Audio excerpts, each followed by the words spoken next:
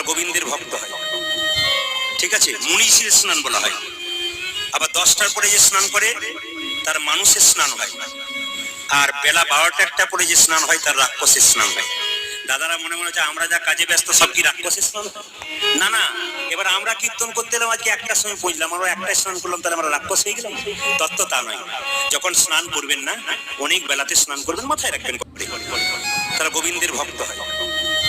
ঠিক আছে, মুনিষীর স্নান বলা হয়। আবার 10টার পরে যে স্নান করে তার মানুষের স্নান হয়, আর বেলা 12টা পরে যে স্নান হয় তার রাক্ষসের স্নান হয়। দাদারা মনে মনে হচ্ছে আমরা যা কাজে ব্যস্ত সব কি রাক্ষসের স্নান? না না, এবার আমরা কীর্তন করতে এলাম আজকে 1টার সময় পৌঁছলাম, আমরা 1টায় স্নান করলাম, তাহলে আমরা রাক্ষস হয়ে গেলাম? তত্ত্ব তা নয়। যখন স্নান করবেন না, অনেক বেলাতে স্নান করবেন, মাথায় রাখবেন। আবার 10টার পরে যে স্নান করে তার মানুষের স্নান হয়, আর বেলা 12টা পরে যে স্নান হয় তার রাক্ষসের স্নান হয়। দাদারা মনে মনে হচ্ছে আমরা যা কাজে ব্যস্ত সব কি রাক্ষসের স্নান? না না, এবার আমরা কীর্তন করতে এলাম আজকে